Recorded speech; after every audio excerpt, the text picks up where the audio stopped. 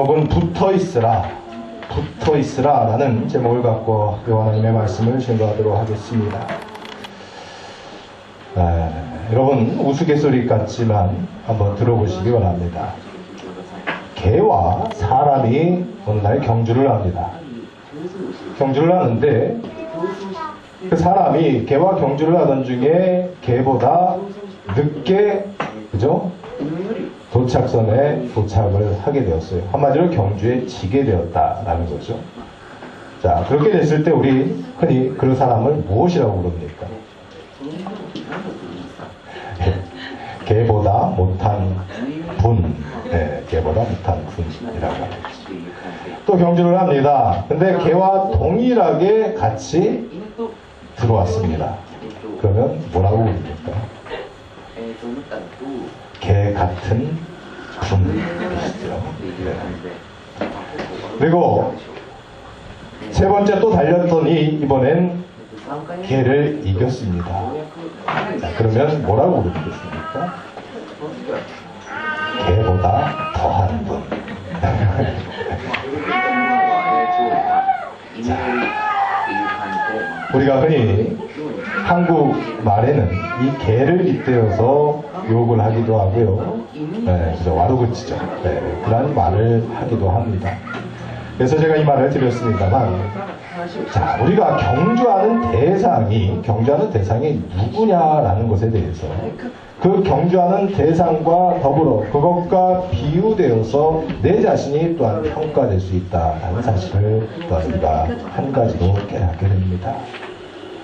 그렇죠. 내가 개와 경주하면 나는 개보다 못한 사람, 개보다 더한 사람, 개 같은 사람밖에 되지 않지만, 내가 여호와 하나님과 경주하고 하나님이 또한 성경을 통해서 앞서서 믿음의 선한 용사들을 우리에게 보여주셨던 바, 그죠? 그 신앙의 선배들과 함께 경주한다고 하면 내 모습과 내 이름이 더욱더 빛나게 될 줄로 믿습니다. 나의 죄성을 가지고 함께 경주하는 것이 아니고요. 나의 못난 부분을, 나의 부끄러운 부분을 가지고 그것과 함께 경주하고 그것을 이기려고 하는 것이 아니라 보다 긍정적이고 하나님의 보다 큰 영광을 위하여서 그것을 향하여 다른 박질하고 또한 경주할 수 있는 저와 여러분이 되시기를 간절히 축원합니다. 그때에 하나님의 영광에 미치지 못한 사람, 하나님의 영광에 이르는 사람, 하나님의 영광보다 더 뛰어난 사람으로 하나님 앞에 인정과 찬양을 받을 수 있는 저와 여러분이 되시기를 주의 이름으로 간절히 축원합니다. 오늘 본문의 말씀을 보면 14장과 16장, 사실은 15장뿐만이 아니라 14장으로부터 16장까지가 그리스도 예수께서 잡히시기 전날 밤, 곧 십자가 달려 죽으시기 바로 전날 밤에 하셨던 그러한 설교의 말씀입니다. 다른 복음서에서는 기록되어져 있지 아니한 요한복음서만의 특수한 자료이고요, 말씀이기도 합니다. 그런데 이 말씀을 통해서 우리가 살펴볼 수 있는 것은 그리스도 예수께서 잡히시기 전날 밤에 어쩌면 이와 같은 아름다운 주옥 같은 말씀을 우리에게 남기실 수 있었을까? 그리고 특별히 오늘 우리가 같이 함께 읽었던 이 포도나무의 비유와 같은 이 말씀을 통해서 우리가 믿음 안에서 그리스도 예수와 얼마나 가까이 지내야 하고 그분만이 내 진정한 믿음의 주인 되시고 생명 되시는가, 이것을 다시 한번 깨닫는 더할 나위 없는 소중한 말씀인 줄로 먼저를 깨달으시기 바랍니다. 세상요, 그리고 14장으로부터 16장까지의 말씀이 끝난 뒤에 그리스도 예수께서는 우리가 흔히 다른 복음서에서 아는 바와 같이 겟세마네 기도라는 기도를 여러 번 하지 않습니까?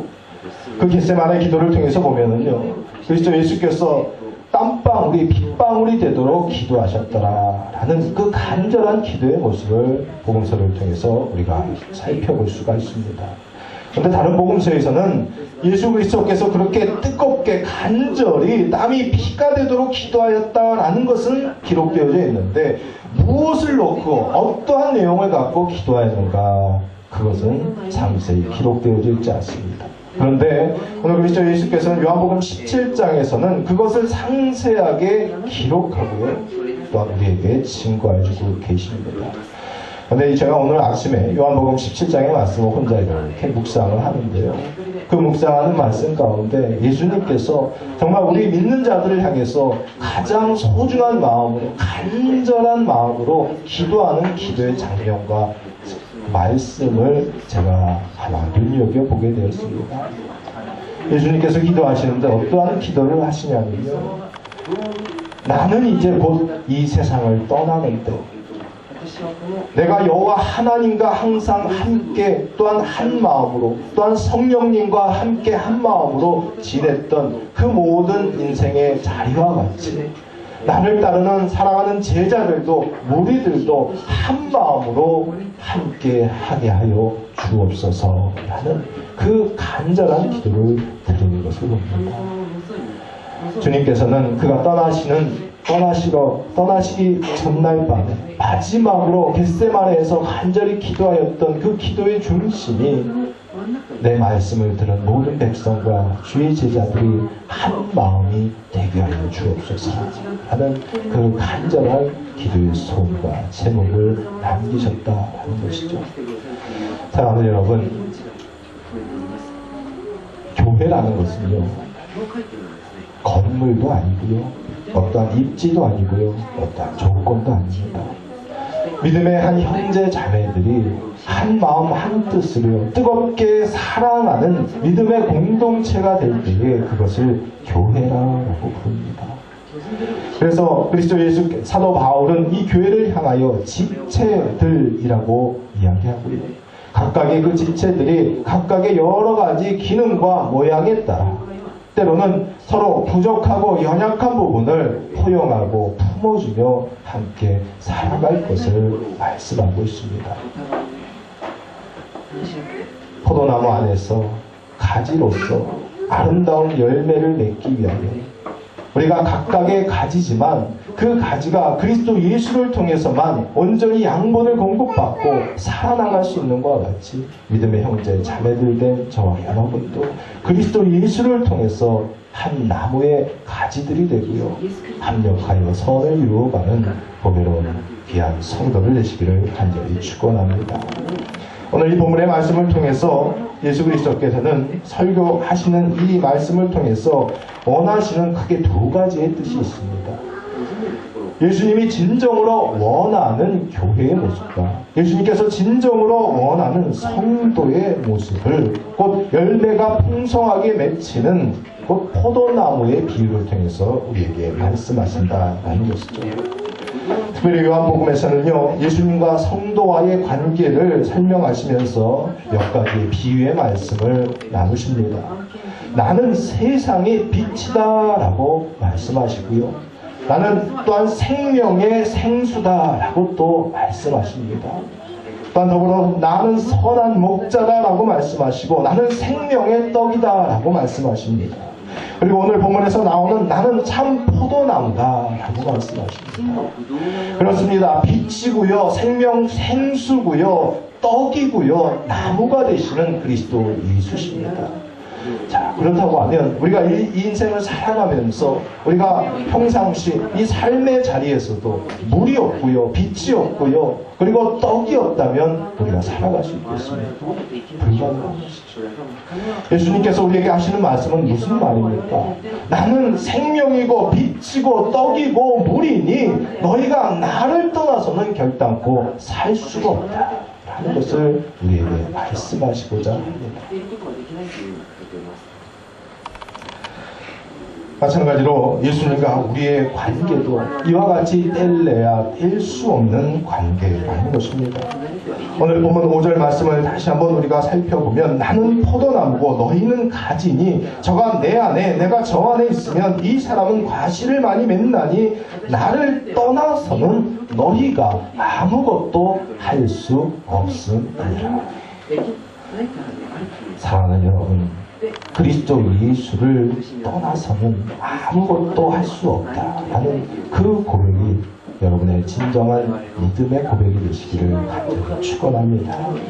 오직 예수, 그분께 붙어있는 내 믿음과 내 신앙이 비로소 완성될 때에 나는 아무것도 걱정하지 않고 염려하지 않고 여호와 하나님을 의뢰하고, 그리고 생명 대신 빛 대신 또한 우리의 떡이 되신 그리스도 예수를 통해서 살아가는 저와 여러분이 되시기를 간절히 축원합니다. 그리고 기왕에 우리가 그리스도 예수를 믿었으면 바로 믿어야겠다라는 건 아닙니다. 교회만 다닌다고 예수를 믿는 것이다 라고 이야기하는 건 아니고요. 내가 주여 주여 부르짖는 것만으로 내가 예수를 믿는 것이 아니다라는 것을 우리가 믿음 안에서 고백하기를 간절히 원합니다. 오직 우리가 그리스도 예수 안에서 진정한 믿음의 자녀요, 또한 성도요, 부르심에 합당한 그리스도 예수의 제자다라고 한다면 우리는 그리스도 예수 안에 거할 수 있고 예수님과 함께 하나가 되는 저와 여러분이 되시기를 간절히 축원합니다. 그래서 믿음의 열매를 맺기 위하여 오늘 본문 4절 말씀에 보면 내 안에 거하라 나도 너희 안에 거하리라. 가지가 나무 포도나무에 붙어있지 아니하면 스스로 열매를 맺을 수 없음같이 너희도 내 안에 있지 아니하면 그러하리라. 온전한 믿음의 열매를 맺기 위하여서 너희는 내 안에 꼭 거하라 라고 말씀하십니다. 또한 우리가 하나님 앞에 온전한 믿음으로 기도를 올리고 그 기도의 열매를 얻게 하기 위하여서도 오늘 본문 7절에 예수님께서는 분명히 말씀하십니다. 너희가 내 안에 거하고 내 말이 너희 안에 거하면 무엇이든지 원하는 대로 구하라. 그리하면 이루시리라. 구하는 자에게 이루는 역사를 하나님께서 또한 기도의 열매로 그리스도 예수께서 약속하고 계십니다. 또한 오늘 10절의 말씀에 나오는 바와 같이 진정한 사랑과 그 축복의 열매를 맺기 위하여서도 너희가 아버지의 계명을 지켜 그의 사랑 안에 거하는 것 같이 너희도 내 계명을 지키면 그의 사랑 안에 거하리라 라고 말씀합니다. 제가 방금 3절의 말씀을 여러분에게 읽어드렸습니다. 여러분들이 주보나 성경을 통해서 이 3절의 말씀 4절과 7절과 10절의 말씀을 다시 한번 눈여겨보시기 바랍니다. 포도나무에 붙어있지 아니하면 내 말이 너희 안에 거하지 아니하면 너희도 내 계명을 지키면 뭐뭐 하면이라는 말로 쉼표로 끊어져 있음을 우리가 살필 수 있지 않습니까? 결국 이 말씀은 무슨 말입니까? 곧 조건적이다라는 말입니다. 내가 여호와 하나님 앞에 내 신앙을 지키고 행함에 있어서요, 내가 그것을 지킬 때에 그 믿음을 온전히 소유할 때에 하나님께서 나에게 풍성한 열매를, 기도의 응답을 허락하여 주신다라는 그런 말씀인 줄 믿습니다. 그러므로 내가 그리스도 예수를 얼만큼 사랑하는가라는 것을 내 스스로 평가하고요, 돌이켜볼 수 있는 유일한 방법은 내가 그리스도 예수의 말씀을 얼만큼 따르고 있는 것을 통하여 내 믿음이 평가되어야 될 줄로 믿습니다. 그렇다고 하면 오늘 그리스도 예수께서 우리를 향하여 진정 사랑하신다, 그 사랑을 너희가 본받고 그 사랑을 너희가 함께 나누라라고 말씀하시는데, 그 약속한 열매들을 우리가 온전히 얻기 위하여 그 조건들을 지키고 그 조건들을 지킴으로 그 복을 얻는 방법, 그것은 오늘 2가지로 여러분에게 은혜의 말씀을 증거하고 나누기를 원합니다. 그 첫째는요, 말씀의 제목과 같이 붙어 있으라라는 말입니다. 여러분, 약이 효용이 있다 없다라는 것을 알기 위해서는 어떻게 해야 됩니까? 약을 먹어봐야죠. 약이 효용이 있는지 없는지 그걸 알기 위해서는 약을 먹어봐야 합니다. 마찬가지로 여호와 하나님의 말씀이 능력이 있는지 없는지 그것을 우리가 깨달을 수 있으려면 어떻게 해야 됩니까? 말씀을 순종해야지 하고 싶습니다. 약의 효용을 알기 위해서 먹어야 알 수 있듯이 말씀이 하나님의 능력이 있음을 우리가 깨닫고 우리가 체험하기 위해서는 그 말씀대로 순종해 봐야 하는 것이 바로 믿음의 자녀들의 아름다운 모습인 줄로 믿습니다. 그런데 실상 우리가 순종도 해보지 못하고요, 내 형편이나 내 처지나 내 환경이나 내 편견이나 내 기준을 가지고 하나님의 능력의 말씀을 외면하고 회피할 때가 얼마나 많이 있습니까? 오늘 본문 4절과 10절 말씀에 보면요, 4절로부터 10절까지의 말씀에 보면 거한다 거한다 라는 그런 말씀이 장려 9번이나 기록되어 있는 것을 보게 됩니다. 그런데 이 거한다라는 말이요, 헬라어 원문으로 보면 함께 산다라는 뜻을 가지고 있습니다. 그러니까 그리스도 안에 거한다라는 것은 그리스도와 함께 사는 것을 말합니다. 곧 그리스도 예수께 붙어 있는 것을 말하는 것이고요, 그분께 붙어 있을 때의 은혜와 말씀과 보혈과 성령이 계속 공급되는 것을 저와 여러분이 느끼셔야만 합니다. 그래서 죄의 사함을 받고 하나님의 관계가 비로소 회복되는 것을 저와 여러분이 체험해야 한다는 겁니다. 죄와 싸워서요, 죄와 같이 또한 죄보다 낫고 죄보다 같고 죄보다 못한 그러한 싸움을 벌이는 것이 아니라 내가 그리스도 예수께 얼마만큼 붙어 있으려고 노력하는가, 그것을 통해서 우리의 신앙이 평가받기를 주님으로 간절히 축원합니다.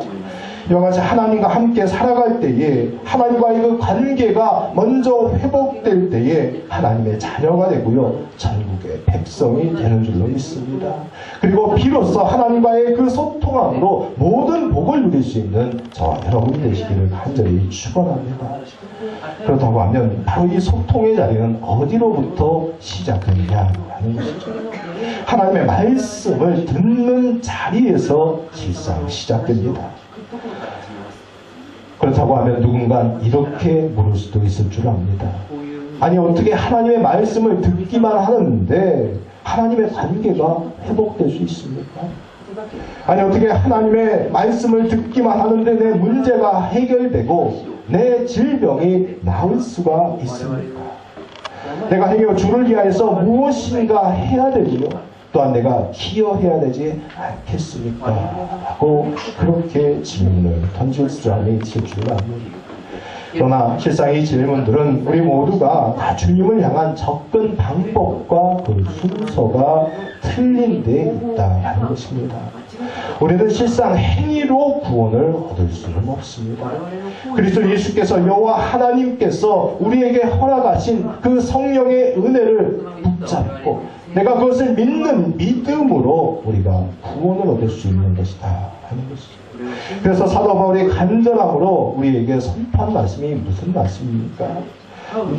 내가 너희에게 다만 이것을 알려 하노니 너희가 성령을 받은 것은 율법의 행위로냐 듣고 믿음으로냐 라고 갈라디아서 3장 2절에 말씀합니다. 그리고 오직 믿음은 들음으로 말미암음이니라 그리스도 예수께서 우리에게 친히 말씀하고 계십니다.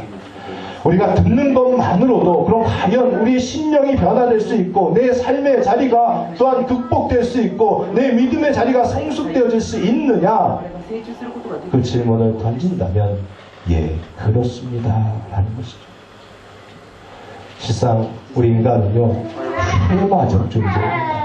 히브리어로 쉐마라고 하면 여러분 무슨 말로 알고 계십니까?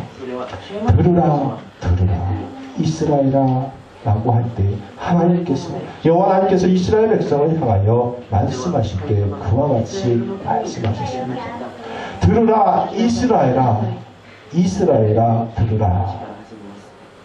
쉐마의 존재가 곧 우리 인간이다 하는 겁니다. 우리가 한번 예를 들어볼까요?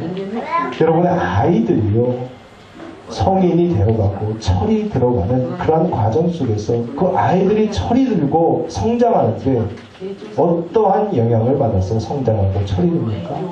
부모의 말을 듣고 선생님의 말을 듣는 가운데 그들이 자라나고 성숙되어지는 줄로 있습니다. 듣는 것만으로도 우리의 삶의 자리가 변화될 수 있고요, 꿈이 회복될 수 있고요, 희망과 기쁨이 넘칠 수 있는 것이고, 병이 내가 듣는 자리를 통해서 통해서 마음을 읽는 역사가 분명히 있게 될 줄로 믿습니다. 내가 하나님의 말씀을 생명의 말씀으로, 생명의 떡으로, 또한 빛으로 받아들일 수 있는 내 듣는 마음이 우리에게 부족하기에 내가 무엇을 행하여야 되지 않을까, 무엇을 해야 되지 아니할까, 그것으로 인해서 걱정하고 오히려 근심할 때가 많이 있다 하는 겁니다. 그러므로 우리가 붙어있는 자리, 내가 붙어있으라라고 말씀하시는 그리스도 예수의 명령과 그 말씀이 우리에게 얼마나 큰 힘이 되고 능이 되어야 될지 다시 한번 깨닫기를 간절히 축원합니다. 우리가 우스갯소리지만요, 그런 말 있지 않습니까? 걷는 놈 위에 뛰는 놈이 있고요, 뛰는 놈 위에 나는 놈이 있고, 나는 놈 위에 붙어있는 놈이 있다 하는 말이 있습니다. 그렇습니다. 진짜 나는 놈보다 뛰어날 수 있는 놈은요, 붙어있는 놈이 되는 줄 믿습니다. 우리가 그것이 다 관계입니다. 하나님과 나와의 관계를 이루기 위해서는 그분께 붙어 있어야 합니다. 우리가 흔히 요즘 세상에서 멘토라고 이야기하지 않습니까? 내가 누구를 본받기를 원한다. 누구의 행적을 보고 깨닫고 그것을 통해서 지혜를 얻기 원한다. 그것을 위해서 그 한 사람을 내가 따르고요, 그 사람의 사상과 지성을 붙잡기 위해서 얼마나 노력을 합니까? 한 인물을 그래서 연구하고 얼마나 또 연구합니까? 바로 그것이 붙어있는 건 아닙니다. 하물며 그리스도 예수께서는 우리를 향해서 생명이다, 떡이다, 생수다, 너희가 나를 떠나서는 아무것도 할 수 없느니라 말씀하는데, 내가 그리스도 예수께 얼마만큼 붙어 있으려고 노력하고 있는가? 그리고 그분의 말씀을 통해서 내가 변화받고 나음을 입고 회복되고 질병이 고침을 얻기 위해서 얼마나 붙어 있으려고 노력하는가? 스스로 돌이켜보시기를 간절히 축원합니다. 그리고 그 붙어 있음을 통하여, 그 붙어 있음의 방법은 그리스도 예수의 말씀이 선포되어지는 그 자리로 향하는 것이고요, 그 말씀이 내 귀에 잘 들리게 하여 주옵소서라고 기도하는 마음으로 주의 성전에 찾아 나오시기를 간절히 축원합니다. 요셉이 그랬습니다. 요셉은 그 어떤 어려움이 있어도 예수님께 붙어 있기를 원했던 자였습니다. 그래서 그의 인생의 자리를 통해서 그 13년이라는 고난의 세월을 이렇게 들여다보면 그의 인생의 자리가 얼마나 고통스러울까. 모든 인간관계가 허물어집니다. 자신의 모든 처식, 환경과 그러한 처지가 종살이, 또한 노예살이, 그리고 또한 감옥살이로 이어지는 법을 보게 됩니다. 무슨 말입니까? 세상적으로는 하나도 내세울 것 없고 드러낼 수 없는 그러한 자리에서도요, 심지어 보디발 장군의 그 종으로 살아가는 가운데도 하나님께서 그에게 형통케 되는 복을 주셨다라고 말씀합니다. 그 형통케 되는 복은 어떻게 일어나는 것이었습니까? 그래도 끝까지 그에게 허락되어진 최초의 꿈, 해와 달과 별들이, 편집단들이 자신을 향하여서 절하였던 하나님이 허락해 주신 그 꿈을 끝까지 붙잡고, 그 말씀을 붙잡고 그 고난의 아픔의 시험의 자리에서 견디고 이길 수 있었다라는 겁니다. 우리가 얼마 전에 다녀가셨던 정성화 목사님의 그 예화 가운데 우물을 파는 예화, 여러분 다 기억하지 않습니까? 우물을 가장 잘 파는 업자는 어떠한 업자였습니까? 물이 나올 때까지 파는 업자인 줄 우리가 기억하지 않습니까? 바로 그렇습니다. 우리가 하나님의 말씀을 붙잡고요, 하나님이 약속하신 그 꿈을 붙잡고 끝까지 우물을 물이 나올 때까지 팔 수 있다. 그리고 하나님의 말씀을 내가 들었으면 그 들은 말씀을 가지고 끝까지 그 말씀을 붙잡을 수 있는 자, 신뢰할 수 있는 자, 그분께 붙어 있기 위하여 말씀의 자리에 부지런히 나아갈 수 있는 자가 결국은 꿈을 성취하는 자가 되는 줄로 믿습니다. 이게 바로 형통의 원리다라는 겁니다. 그런데 때로는 우리는 거꾸로 생각하는 경우가 많이 있습니다. 내 환경이, 내 물질이 회복돼야지 내 인간의 관계로 회복되는 것이고, 인간의 관계가 회복되고 내 마음이 좀 편안해야지 하나님의 관계도 회복될 거야 라고 말이죠. 그러나 사랑하는 여러분, 먼저 여호와 하나님과의 관계가 회복될 때에 인간 관계도 회복되는 것이고 내 모든 환경과 물질의 관계도 회복되는 줄 믿으시기를 바랍니다. 그 믿음이 요한 3서 2절에 그렇게 기록되어져 있지 않습니까? 어떻게 기록되어져 있습니까? 내 사랑하는 자여, 내 영혼이 잘된 같이 내가 범사에 잘되고 강건하기를 내가 간구하노라 라고 말이죠. 내 영혼이 먼저 하나님과 접붙임 바 되어서 붙어있은 바 되어서 잘 돼야지 범사가 나에게 잘 된다는 사실입니다. 우리가 가장 신경 써야 되고 내 믿음의 자리에서 꼭 중요하게 우선순위로 둬야 될 것이 있다라고 한다면 내 영혼이 잘 되기 위하여서 내가 그리스도 예수께 붙어 있어야 될 그 자리, 말씀의 자리, 기도의 자리를 소중히 여길 때에 내 범사가 잘 되는 역사가, 강건케 되는 역사가 저와 여러분에게 있게 될 줄로 믿습니다. 오직 내 영혼이 살고 힘을 얻는 것, 오직 말씀의 자리인 줄로 믿으시기를 바랍니다. 그래서 이사야 선지자는 이렇게 선포합니다. 너희가 어찌하여 양식 아닌 것을 인하여 은을 달아주며 배부르지 못할 것을 인하여 수고하느냐. 나를 청종하라. 그리하면 너희가 좋은 것을 먹을 것이며 너희 마음이 기름진 것으로 즐거움을 얻으리라. 너희는 귀를 기울이고 내게 나와 들으라. 그리하면 너희 영혼이 살리라 라고 말씀합니다. 그리고 마지막에는 다윗에게 허락한 형통한 그 확실한 은혜까지 너에게 주리라고 말씀합니다. 바로 이 언약의 말씀, 이사야가 그렇게 간곡하게 부탁한 이스라엘 백성을 향한 선포된 그 말씀이 순서가 어떻게 되어 있습니까? 나를 청종하라. 내 말씀을 들으라 라고 말씀합니다.